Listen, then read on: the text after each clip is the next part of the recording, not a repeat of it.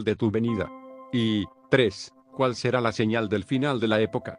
En el próximo párrafo veremos cómo Jesús respondió a las preguntas de los discípulos. Leamos el versículo 3. Y estando él sentado en el monte de los olivos, se le acercaron los discípulos en privado, diciendo: Dinos, ¿cuándo sucederá esto? ¿Y cuál será la señal de tu venida y de la consumación de este siglo? La respuesta a la primera pregunta, relacionada con la destrucción del templo, no se encuentra en este Evangelio de Mateo, sino en el Evangelio de Lucas, con algunos fragmentos incluidos en el Evangelio de Marcos. ¿Y por qué no se encuentra aquí en Mateo? Porque este libro constituye el Evangelio del reino y presenta al rey. La destrucción de Jerusalén en el año 70 tiene que ver con esta época en la que vivimos, pero no con un futuro distante en el que vendrá el rey. Es por ello que Mateo no incluye esa parte del discurso de los olivos. Escuchemos la respuesta del Señor a la primera pregunta, tal como se encuentra en el Evangelio de Lucas 21, 20-24. Pero cuando veáis a Jerusalén rodeada de ejércitos, sabed entonces que su desolación está cerca. Entonces los que estén en Judea, huyan a los montes, y los que estén en medio de la ciudad, aléjense, y los que estén en los campos, no entren en ella, porque estos son días de venganza, para que se cumplan todas las cosas que están escritas. Ay de las que estén encinta y de las que estén criando en aquellos días. Porque habrá una gran calamidad sobre la tierra, e ira para este pueblo, y caerán a filo de espada, y serán llevados cautivos a todas las naciones, y Jerusalén será hollada por los gentiles, hasta que los tiempos de los gentiles se cumplan. Indudablemente, muchos de los que escucharon estas palabras, estarían con vida en el año 70, cuando los ejércitos romanos rodearon la ciudad sitiándola, aislándola del resto del mundo y abriendo una brecha en la muralla. Entraron. La destrucción que provocaron fue terrible y la peor de toda su historia, más devastadora que la que provocó el rey Nabucodonosor, de Babilonia, más de 600 años antes. En esta destrucción de los romanos, en el año 70, se cumplió la primera parte del discurso del Monte de los Olivos. Las otras dos preguntas hechas por los discípulos eran las siguientes. 2. ¿Cuál será la señal de tu venida? Y 3. ¿Cuál será la señal del final de la época? El Señor iba a responderlas en sus órdenes cronológico y lógico. Contestaría a la última pregunta en primer lugar y a la segunda, en último lugar. El primer tema tratado por el Señor fue la señal del fin del mundo, más exactamente, como hemos dicho, el final de la época. Porque el mundo nunca llegará a su fin. Por la acción del Señor, el antiguo mundo desaparecerá y una nueva tierra aparecerá en su lugar. Y aunque no sea el fin del mundo, será la consumación de una era, como así lo expresaron los discípulos. En este discurso, cuando Jesús habló sobre su venida, se estaba refiriendo a su regreso a la tierra para establecer su reino. En aquellos días finales de la época y de la nación de Israel, la iglesia no aparece en escena porque habrá sido removida, en un período de guerras, grandes convulsiones y opresión, con una intensidad nunca experimentada en la historia, período llamado por Jesús mismo la Gran Tribulación. Leamos el versículo 4, donde Jesús describió las características de esta época. Respondiendo Jesús, les dijo: mirad que nadie os engañe. Esta frase describe las características de toda la época y constituye una advertencia de precaución ante el engaño, especialmente durante los días de la tribulación, cuando aparezca en Anticristo. El apóstol Pedro, en su segunda carta capítulo 2:1 advirtió lo siguiente: pero se levantaron falsos profetas entre el pueblo, así como habrá también falsos maestros entre vosotros, los cuales encubiertamente introducirán herejías destructoras, negando incluso al Señor que los compró, trayendo sobre sí una destrucción repentina. En nuestro tiempo, un motivo especial de preocupación serían los falsos maestros, cuya enseñanza debería ser examinada frente a las Sagradas Escrituras. Leamos el versículo 5 de nuestro pasaje, que añade: porque muchos vendrán en mi nombre, diciendo, yo soy el Cristo, y engañarán a muchos. Esta proliferación de jefes de sectas es una de las características de estos tiempos hasta que llegue el fin, aunque cerca del final de la época aparecerá un anticristo que se opondrá a Cristo, instituyéndose como única autoridad, hasta que venga el Señor desde el lugar santísimo de los cielos a la tierra y resuelva los problemas. Creo que desde el Monte de los Olivos el Señor dirigió su mirada hacia los últimos días de la historia humana y, concretamente, al período de la Gran Tribulación. Pero en el principio de su discurso, es decir, entre los versículos 5 y 8, nos ofreció una imagen de la época actual de la Iglesia. En mi opinión, El Señor no se refirió concretamente a la gran tribulación hasta el versículo 9 de este capítulo. Continuemos con nuestra lectura con el versículo 6, y habréis de oír de guerras y rumores de guerras. Cuidado. No os alarméis, porque es necesario que todo esto suceda, pero todavía no es el fin. El Señor estaba describiendo el prolongado período de tiempo que se extendía desde el momento de la conversación con sus discípulos hasta el final de la historia. Naturalmente, las guerras y rumores de guerra no constituyen la señal de que nos encontremos ya cerca del fin. Esta sería una conclusión superficial, ya que, desde que el Señor pronunció aquellas palabras, ha habido innumerables guerras y, aproximadamente, solo unos 200 años de paz. Ha transcurrido un extenso período desde la Segunda Guerra Mundial, en el pasado siglo, y el final aún no ha llegado.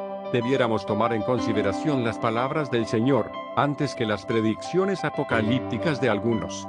Además, no tendríamos que dar lugar a la ansiedad ni a una obsesiva preocupación, al escuchar los rumores o noticias de los conflictos armados que están teniendo lugar, pues estos aún no indican la proximidad del fin. Lo que sí queda claro es que el ser humano y organizaciones como, por ejemplo, las Naciones Unidas, no pueden resolver el problema de las guerras. Realmente, no habrá paz en el mundo hasta que venga el príncipe de paz. Y la predicción del Señor continúa en los versículos 7 y 8, porque se levantará nación contra nación, y reino contra reino, y en diferentes lugares habrá hambre y terremotos. Pero todo esto es solo el comienzo de dolores. Por lo tanto, estas son las características de toda la época y no señales del fin. Como decía el versículo 6, todavía no es el fin. Porque, como es evidente, los falsos cristos, los rumores de guerras y los terremotos han caracterizado a toda esta era de la Iglesia, aunque se intensificarán a medida que nos acerquemos al final. En este momento, la explosión demográfica es motivo de gran preocupación, y con razón, pues millones de personas se están muriendo de hambre. Y esta situación se va a agravar. Sin embargo, el caballo negro que representa al hambre en el libro del Apocalipsis 6:2.5,6, aún no ha aparecido, pero dicho caballo con su jinete se harán presentes cuando llegue el fin. Lo que vemos hoy, es como el principio de dolores de una mujer encinta. El párrafo encabezado por el versículo 9 describe el principio de la tribulación y sus señales en este pasaje bíblico. El Señor comienza a hablar de este período llamado la tribulación. Nosotros estamos viviendo en esta época de la Iglesia, que algunos prefieren denominar la era del Espíritu Santo. La Biblia clasifica a las personas en tres grupos: los judíos, los gentiles, o personas de las demás naciones, y la Iglesia de Dios, como destaca el apóstol Pablo en su primera carta a los Corintios 10:32. En esta época, Dios está llamando a personas de entre los judíos y de las demás naciones para formar un pueblo que crea en Él, que constituye este tercer grupo, que es la Iglesia. Es este tercer grupo el que será removido de este mundo en un momento determinado. Entonces, yo creo que dará comienzo la llamada Gran Tribulación. En mi opinión, el versículo 9 habla de este principio. Leamos este versículo: entonces os entregarán a tribulación, y os matarán, y seréis odiados de todas las naciones por causa de mi nombre. ¿A quiénes se dirigen estas palabras? Evidentemente, no aluden a la Iglesia sino a la nación de Israel, que experimentará oposición y aflicción a escala mundial. En este punto quisiera referirme a un hecho importante para los cristianos de nuestro tiempo. Mientras los miembros de la Iglesia verdadera se encuentran en el mundo, no podría existir una actitud de antisemitismo a nivel mundial, porque la Iglesia la resistiría. Sería imposible que un genuino creyente en el Señor Jesús odiase a los judíos como seres humanos. Tal sentimiento se intensificará con mayor amplitud después que la Iglesia sea removida de la escena. Los versículos 10 y 11 añaden: muchos tropezarán entonces y caerán, y se traicionarán unos a otros se odiarán. Y se levantarán muchos profetas falsos, y a muchos engañarán. Anteriormente vimos que se le advertía a la Iglesia con respecto a los maestros falsos, mientras que a Israel se le prevenía sobre los profetas falsos. Por ello aquí, después que la Iglesia haya sido removida, la advertencia se refiere nuevamente a los profetas falsos. Y a continuación dice el versículo 12, y debido al aumento de la iniquidad, el amor de muchos se enfriará. Estas palabras afirman un principio, de los muchos que contiene este discurso de los olivos, que podemos aplicar a nuestra propia época. Cuando la maldad aumente, muchos dejarán de sentir amor hacia los demás. y esta carencia de sentimientos será una realidad más evidente en los últimos tiempos. Leamos el versículo 13, que a muchos les resulta sorprendente, pero el que persevere hasta el fin, ese será salvo. La cuestión es, ¿quiénes permanecerán firmes hasta el fin? En el libro del Apocalipsis leemos que Dios detendrá a todas las fuerzas de la naturaleza y del mal, e incluso a las fuerzas del bien, mientras Él coloque un sello de protección sobre varias personas. Así que, aquellos que perseveren hasta el fin serán aquellos que Él ha marcado al principio. Porque Jesús, el buen pastor de todos los tiempos, conducirá a sus ovejas hasta que llegue el fin. Recordando la ilustración de las 100 ovejas, que encontramos en este Evangelio de Mateo 18, se hará realidad la experiencia del buen pastor que, habiendo comenzado con 100 ovejas, culminará su obra con esas mismas 100 ovejas. Algunos me han preguntado sobre cristianos que parecían muy activos militantes de la fe cristiana y, arrastrados por sus pecados o por otros motivos, se han apartado de su testimonio público. La pregunta era, ¿serán salvos? No lo sabemos, porque no podemos juzgar ni ver el interior de las personas. Pero me ayuda a recordar la historia del hijo pródigo, relatada en el Evangelio de Lucas 15, en la que el hijo pródigo encontró el camino de regreso a la casa de su padre. ¿Verdad que sería desconcertante encontrar en ese relato que el hijo terminó en la pocilga y el cerdo en la casa del padre?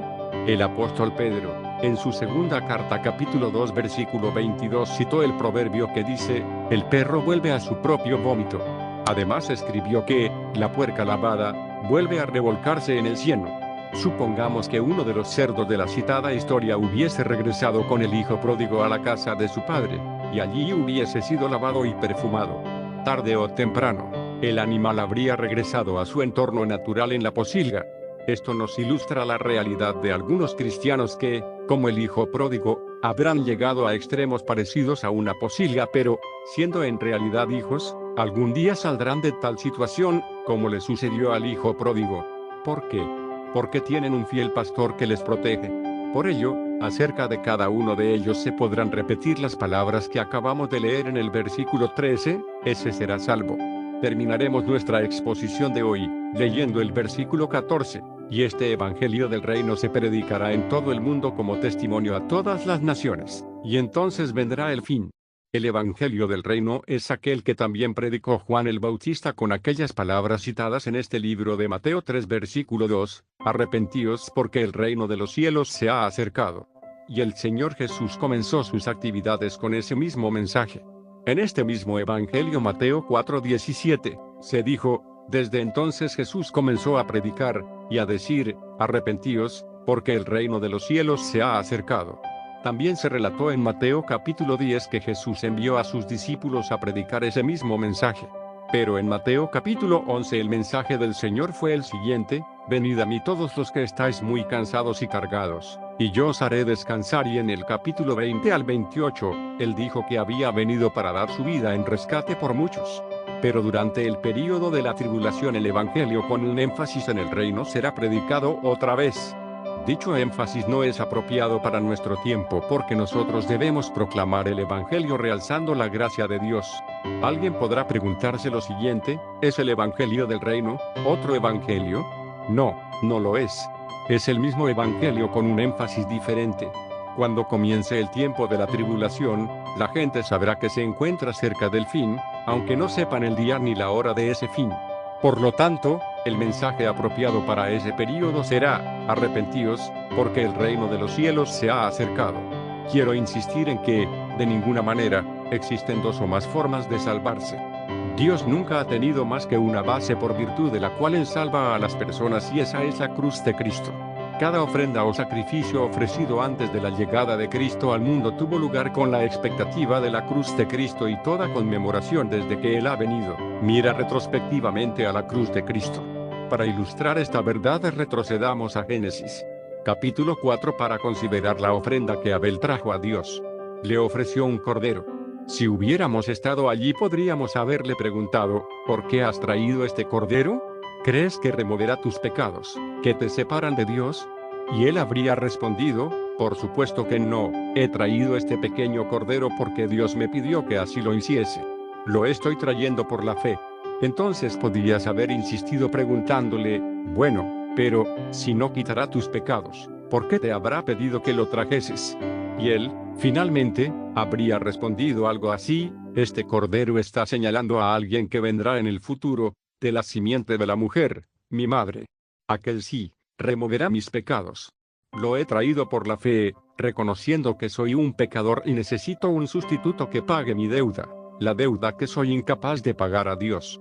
Es que Abel estaba mirando por la fe hacia aquel que vendría algún día, en el futuro. Significativamente, Juan el Bautista, el precursor de Cristo, no solo había dicho, arrepentíos, porque el reino de los cielos se ha acercado, sino que también declaró, he aquí el Cordero de Dios que quita el pecado del mundo. Juan le había identificado. Antes de la llegada de Cristo, todo el que venía a Dios de acuerdo con sus condiciones, era salvo anticipadamente, y utilizando términos económicos, era como si recibiese un crédito respaldado por la certeza de que Cristo lo saldaría en la cruz. Las personas eran, pues, salvas en base a la muerte de Cristo. En los tiempos del Antiguo Testamento, Dios nunca salvó a nadie por la ley.